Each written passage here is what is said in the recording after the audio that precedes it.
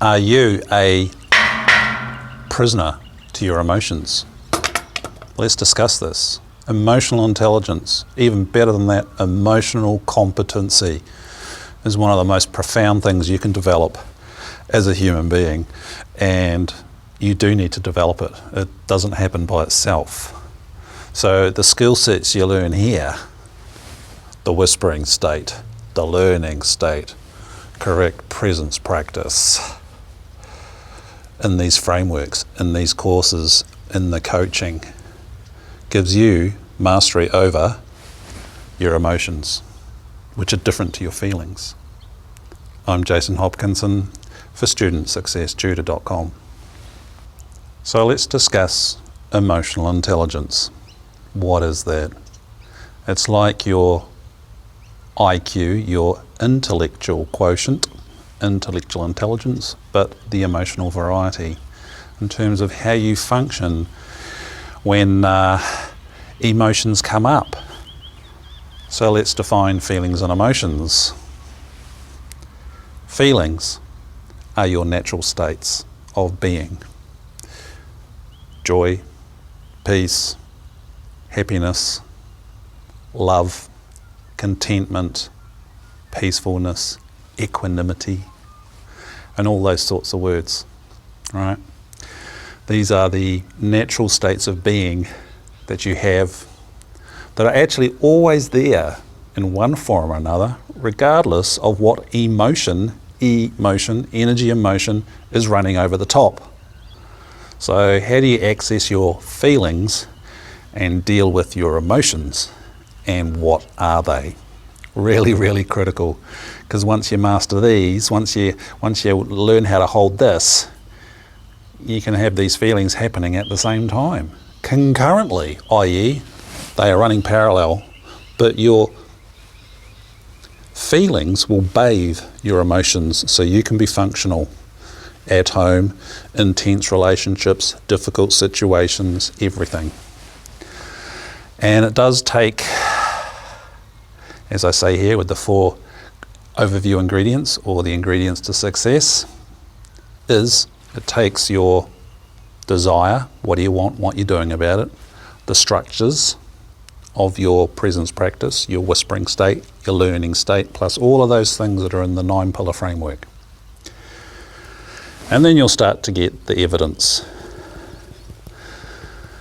that you can actually be totally in the whispering, learning, or presence states while you're blowing your stack at someone, and that is a profound place, because it means you're empowered, and the anger, and we'll talk about the messages shortly and what it all means. It means you can use those emotions and not get lost and be a slave to them. So you're not on that side of the jail cell, eh? That's what this is all about. And it does take time, about as quickly as it takes for you to master being, abiding, living permanently. As I say at Student Success Tutor, in the 10th law of success, mastery, which is you live there naturally, in the whispering state, the state of presence, the learning state, because it's about you being in your neurology, activated, and working with Pillar 5, your unconscious mind, your inner child, that greater part of you that really is mentally at the place of a 5-year-old that takes everything personally. And that's why most humans slip into their emotions, get upset, become unresourceful, or worse, dysfunctional, if not erratic, and then very unpleasant things happen, eh? So how do you reverse that trend so you're here and you can deal with any situation? Super tough ones, super dangerous ones. Well, whatever's in this website points to it. That's the point. It's a meta skill. Your neurology and how to use that. Your consciousness, how to use that. So you're always here, always resourceful, always activated to the most possible in any given situation. So I'm going to cross across now to a mixture of videos where I'm discussing your emotional intelligence, whilst I'm hanging out with the Masters of Chaos. So emotional intelligence for the students, for teenagers, for people in the classroom, you know, it really helps with the aptitude, with the ability to focus in the classroom and deal with, you know, growing up. Us adults can remember what it was like to be a teenager. Oh, you know, all that body stuff, the friends stuff, the feuding stuff, the bullying stuff. Emotional intelligence really can be developed if you're in that situation, horrible situation where you're being bullied. Unfortunately, I've had so much of that in my life. I'm quite an expert at it. At receiving it, that is, and dealing with it and the strategies. So that can be part of coaching. But those sorts of stresses literally wipe out the capacity to learn. Because what's the opposite of the alpha state, the learning state, which, and I'm going to switch across to another video for adults where I use the word correct presence practice. That is the process of going into the learning state. It's the process of going into the whispering state. So those three words are interchangeable. You could also call it the Roger Federer state.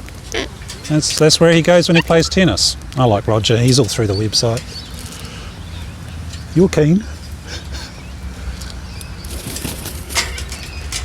So it's one of those things, you know, if a student at school or university can deal with the stresses of assignments and their own learning challenges, peer pressure, that's before we start talking about all of the having to be perfect with social media and Instagram and TikTok and all that sort of stuff. Then what you will learn here will set you up for life. It is a meta skill. These are the structures for life. That's why I can do 3 diverse subjects here. I've got my 3 websites: personal adult development, working with students, which is why I came here. Better grades led to all this. Photographic memory led to all of this. And my natural love of animals, which I seem to have a remarkable ability with, even if they're deadly snakes or seals or wild chamois in the mountains. That's why these are the core life skills. And most academic institutions, schools, simply don't address what's required to develop them. Emotional intelligence takes time, eh? So let's go to the 4 success ingredients. Oh, everybody's so keen. So what's number 1? I always change direction. What do you want? What are you going to do about it? How are you going to pass your grades? How are you going to study? How are you going to sort out the classroom bully or make up with your mate? What do you want? What are you going to do about it? You have to do something. The structures. What are the structures of using your consciousness, your volitional attention properly? That's number 2, the learning state. Well, state awareness first, then the learning state, the whispering state, correct presence practice, as you will hear in the rest of the video. And what's the evidence? I'm surrounded by it at the moment, and I was about to say they're actually being peaceful, and they are. It's remarkable fun.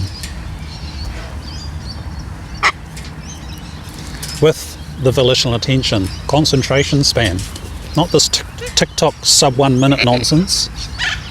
Concentration span where you can do a 3-hour exam and perform all the way through and know how to come back to the learning state over and over. Relax the body so you don't get cramped sitting in the chair for 3 hours or whatever. And an evidential outcome, success factor 3, ingredient 3, is indeed a really good attention span where you can focus. Hey?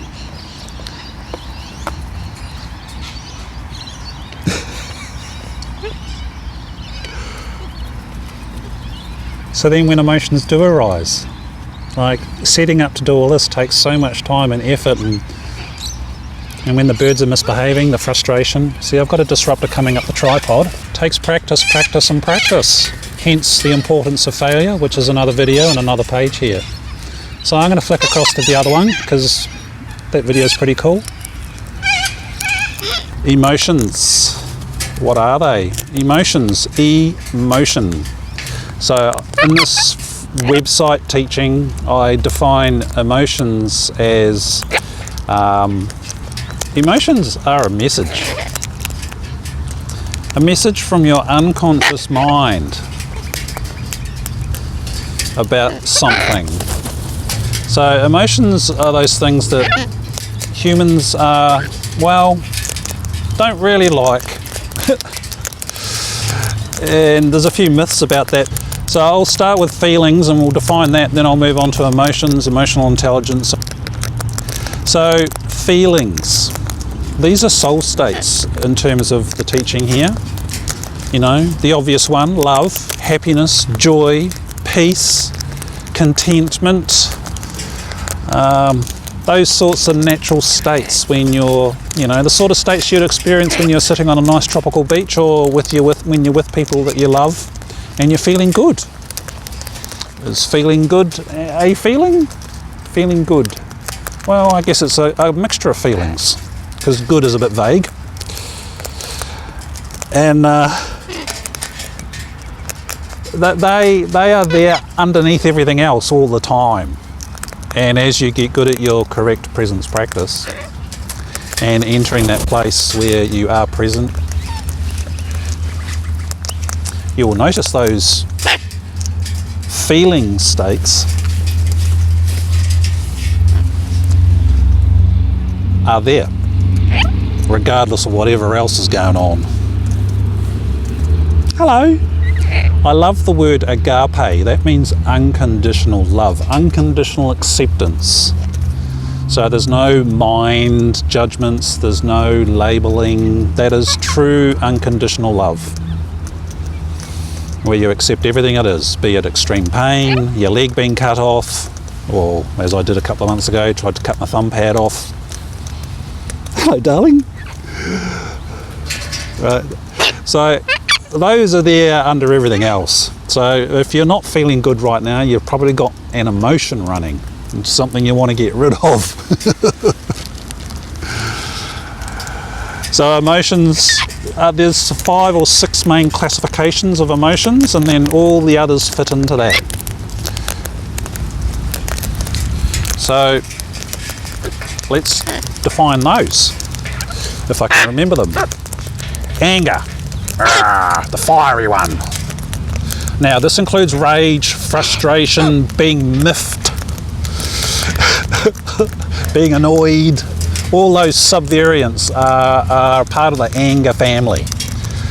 Then you got sadness, right? You're feeling sad. And this one comes grief.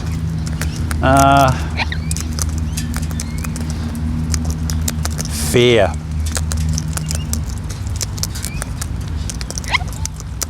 And all of those derivatives. Now, I say in this website is the opposite of fear, which is still, I would classify as an emotion, is excitement.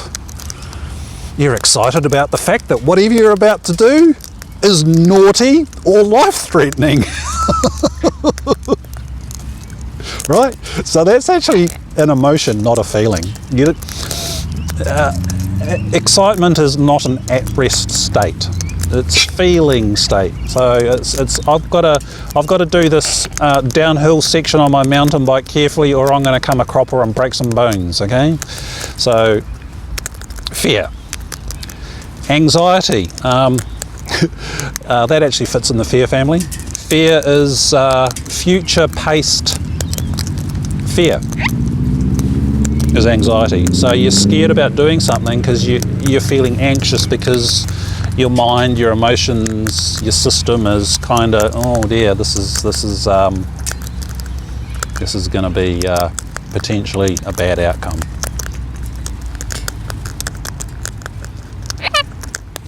You guys are being nice and quiet. What's the fifth one? I always forget one. Anxiety. Guilt. The guilt, which is quite often what parents and those in authority will apply onto you to make you compliant. It's even in our language, eh? If you go to court, what are you? You're either guilty or not guilty. So all of those sorts of things us humans don't like, and we want them gone. However, and this is the secret with working with your emotions and growing your emotional intelligence and how it fits into this whole process. Your emotions are only one thing, a messenger. So if you've got an emotion running in your system right now, so be aware of your tummy, be aware of your hands. Tummy, hands, bum, feet. Step one of correct presence practice. Be in your body. And then you can actually feel the emotions that are going on. If you're not in your body, you don't really feel your emotions, therefore you can't actually release the emotions, therefore they get stuck, they just wear their way into your physical body as stress, and then later on, dis-ease. So separate out that word, dis-ease. What does that mean? Not at ease, dis-ease. Yeah, you're being noisy. I'm doing a video, okay? Yeah, so shut up, please.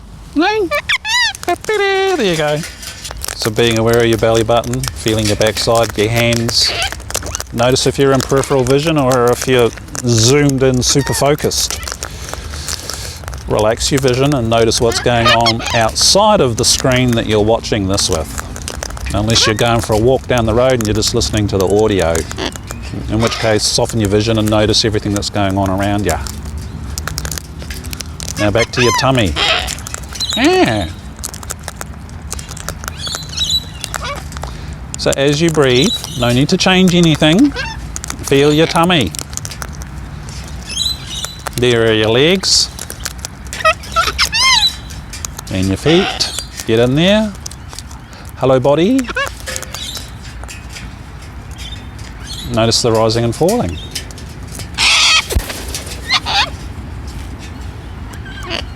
Is there anything going on in there? Quite often we'll have emotions running in our system and actually not be aware of them until we actually stop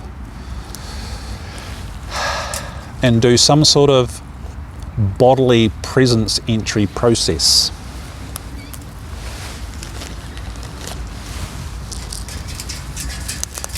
This is why if you're practicing correct presence practice, it's all about body, step one, then your inner body, which is all that other stuff, your emotions, your thoughts, your mind, your pains, your aches, your sickness symptoms.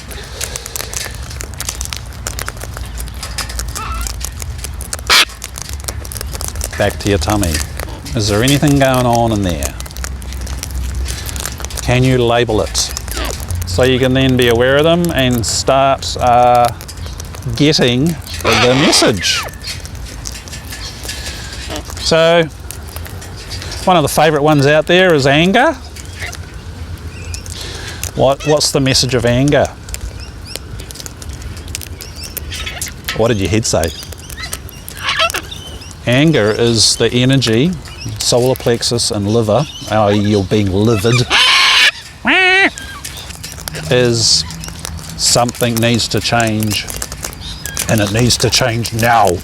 Hence it's fiery, it's forceful, your body temperature may go up, your face may flush, you may grind your teeth, and it's solar plexus. Stay conscious, boys and girls. Stay conscious. Come on. No. Nice Christy. Come on. Yeah. Come on. See, they're going into fear. And this is the reaction, eh? Something's going on that I don't like in my body.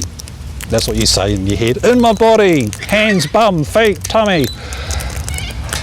Breath. Okay, what's going on? if it's fear, like these cockatoos just did because they heard the warning call of the noisy miner, which means freak out because there's a predator around. Up goes their crest.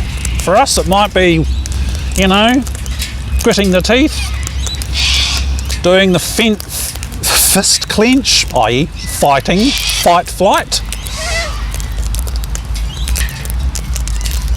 That something needs to change. Now, okay, thank you unconscious mind, thank you inner child. So what is it that's triggered this anger? What actually needs to change? That's the message. Something needs to change, and it needs to change fast. Now, if you are not practicing your presence correctly, or you haven't developed enough emotional intelligence, what happens is people go deeply unconscious and then act out and do really things, you know, like damage stuff, say stuff you later regret, violence, you know. No, don't bite. That's the downside of anger. If you don't go, ooh, am I here? Okay, step one, be aware of my ass and my tummy and my hands. Actually, you know, just being aware of your hands when you start getting angry can actually just be a transformer, so you don't act out and react and do something that you and everybody else may later regret. So that's anger. Fear, terror, anxiety.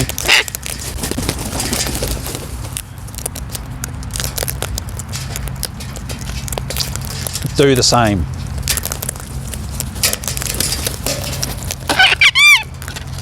And you can use those fear, anxiety type emotions as a message that I've got to be extra careful. I've got to make sure I do this right so I don't stuff up and I don't damage myself. That's the message from your solar plexus in regards to those emotions. Yeah.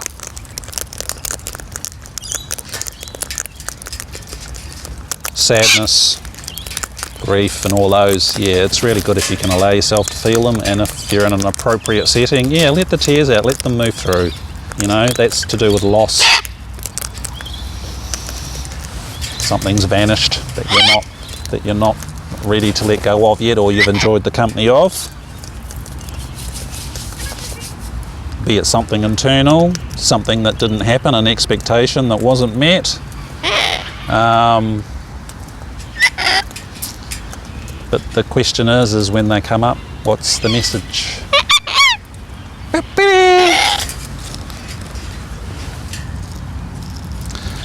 So if you can get the message and holding your presence practice as best as you can, even if it's just being aware of your hands and your backside. So back to your tummy and see if you can figure out what emotion it is. Sometimes it's tricky, sometimes it's easy, sometimes it's a concoction of different emotions.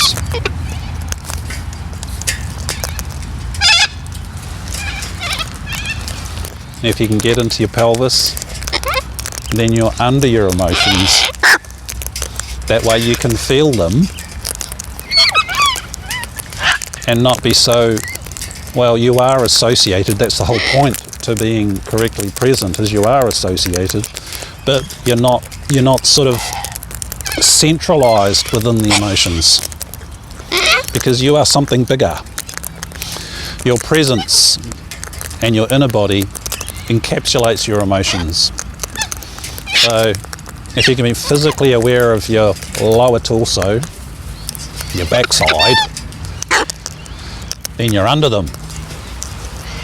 And then you can look up, sort of. So being aware of your tummy. Allow yourself to sense what that emotion is, if there's one running. If you don't have an emotion running that's really obvious, just be aware of your tummy, your hands, your backside. allowing your vision to soften, so as you look at this device you can see all around it, so you're in peripheral vision, which activates more of your neurology. Notice your tummy.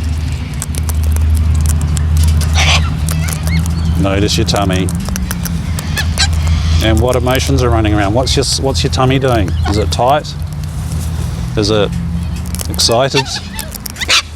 Are you feeling some of the wetter emotions, the sadness, whatever? Just allow them to be there, allowing everything to be as it is. Pillar number 2, allowing all of you, including your head chatter about it. Now that's part of the picture, because your mind and its dialogue will kind of rabbit off what it's about. So listen to your mind. Your mind is your toothbrush. You don't need to silence it. In fact, it's extremely required. Because your mind will tell you what it is that's annoying you or making you sad or whatever. That's part of the messaging process from Pillar 5, your unconscious mind, your inner child. Because your unconscious mind thinks and behaves like a 5-year-old. Per the prime directives of the unconscious mind, which is literally the operating protocol of how we work as a human being. That was good. Alright. So head chatter, the feelings in your body, the emotions in your body, being aware of your backside. Now just hold it. So what do you think the message is? Is step 3 of correct presence practice there as well, while you're aware of your hands, your tummy, your butt, your peripheral vision, what's going on in your body and around your body.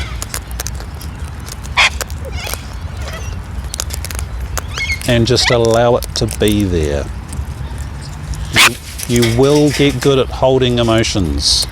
You will, with practice. That's what emotional intelligence is, being able to allow emotions to come through, so then they move out, especially if you're listening to the messages that they're there for. And it lightens your whole system. It removes the stress out of your body, which is just emotions that have got very solid inside of you, so you lock up on it.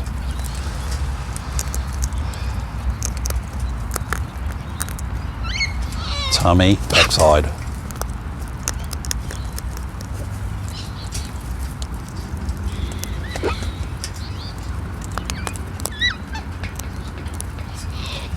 So that's how to find your emotions, how to feel your emotions, and start getting the messages. Then you can take it through to resolution and either just hold your presence with it and to the point where it vanishes. You listen to the emotions, you listen to the messages, your head will tell you what it's about. Then you allow yourself to say, yep, okay, awesome, thank you. Until the emotions move on. Or you get the wisdom from them, you get the message, and then your unconscious mind goes, awesome, you've done that for me, thank you.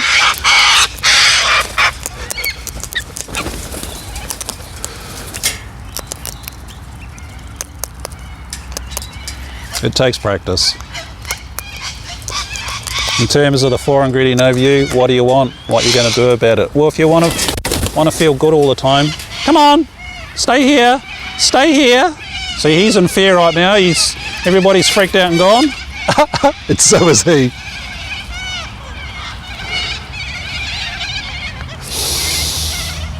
They have no filter, eh? They just act out. Unlike humans.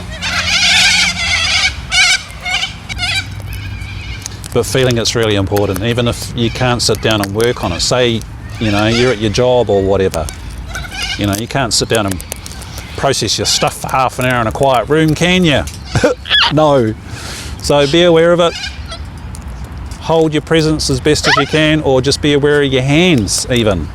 first part of step 1 of correct presence practice. Be aware of somewhere away from your head. And then get on with your job if you're at your job as best as you can. Then you can go and do the cleanup later. When your emotions are running, you'll get better at holding them. So you have the emotion happening and you have your steps to presence practice happening concurrently. And what happens is you learn to function and hold them, which is Daniel Goleman's term for emotional intelligence. So you stay conscious, you stay at choice, even while you feel, technical word, crap, i.e. any emotion. Because feelings are soul states and they feel good. Hello, Miss Brown. Your presence practice will vanish out the door while you got emotions running until you learn to hold them at the same time. And start small with the easy ones like mild sadness, mild fear, being a little bit miffed. Not angry, a little bit miffed, a little bit cheesed off. It's in our language, eh? I love it. If you're absolutely livid, no. So chances are you will not hold presence practice. You will not be at step 3 presence while you're blowing your stack at someone. This all happens because presence is always here, and that's just common sense, eh? Pillar 9, common sense, that if presence is always here, then if anger's happening, anger's happening. If grief is happening, then grief is happening.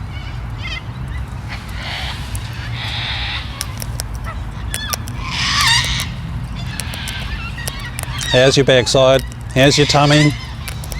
Has it moved on?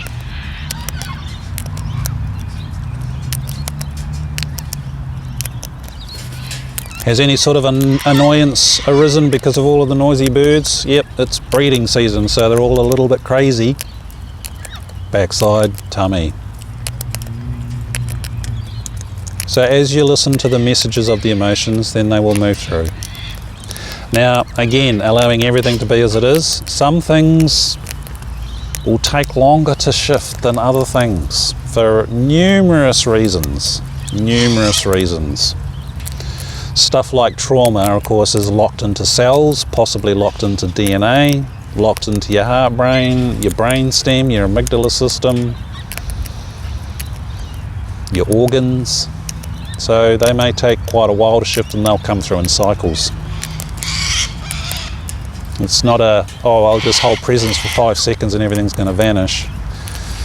That's a vague myth, unless that's, your evidence.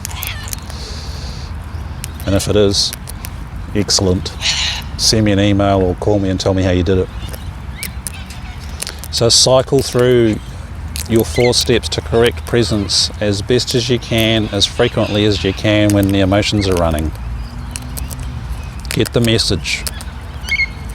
It's important that the next time the situation comes up, you actually consciously choose to embark on the right behaviour, the right actions,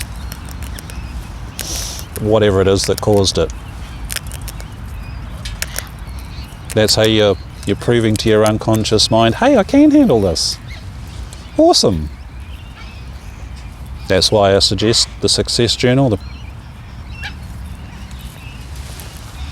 So you can record all of this stuff and notice what trips you out so you can't get your presence back.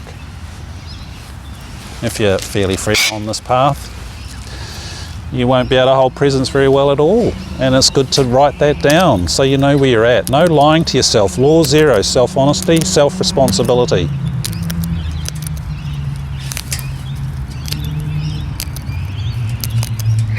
Are you still here?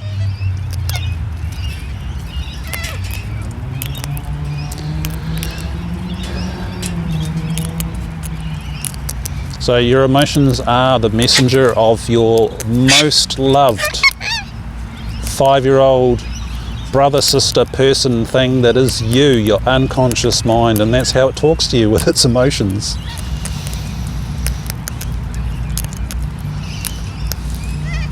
And humans are terrified of them, and most humans are not terribly emotionally competent or emotionally intelligent, so therefore how they relate to others isn't so great.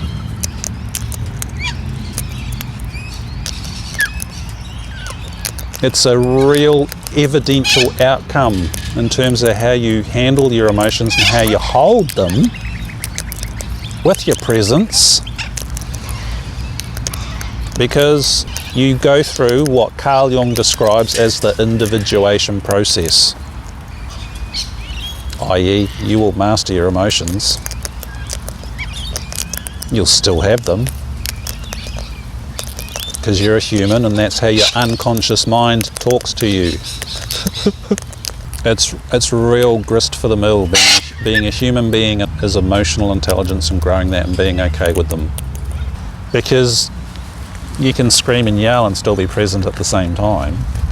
If you haven't experienced it, well, I've seen it happen. I can do it. So this is how you gauge your process, your practice, and your progress. Learn to nurture them like you would a 5-year-old that you love to bits, because that's your unconscious mind. How to deal with anger and all the different emotions. And we'll cover it in coaching. Having an emotional reaction to something is a good sign that there's something there for you to look at if you do active inquiry, i.e. actively processing your stuff, so your behaviours, your feelings and your emotions align better. State change. So make contact if you have any questions around this. Test it. What's the evidence? Can you hold full-blown anger and be present at the same time? This will happen. If it's happened in this neurology, it can happen in yours, because we're all the same. We're all DNA bags of meat. Did that make sense? I hope so. This is a side benefit of these abilities. To work with your consciousness, work with your neurology, so you're fully resourceful and in the learning state, the whispering state, or presence as I call it for the adults. Doesn't mean you won't stop feeling them, because that's what's required. As I said, they are a message from your unconscious mind that some sort of action or some sort of something or other, like with sadness or grief, it's about, being okay and letting it out and letting it go. It's about you allowing those things and getting the messages and then taking the corrective action. So it doesn't need to hold them and then store them in the body as stress. It's a really profound progression, and it is ingredient 3, success factor 3. It is a measure of success. Because if you learn how to work with your emotions, then a lot of psychological conditions and things that are stuck can move, and you can progress forward and have much better relationships, which are the key to a good life, eh? And that can be the focus of the coaching, regardless of what we're doing, whether it's academic life coaching, the whispering, or you're coming into coaching because you're an adult and you want to master life and master you. So I'm Jason. Make contact if you have any questions. Here comes the sun, boys and girls. Happy there. Who's coming up? You are. Hey, who's this? Is that you, Raspberry? Patience.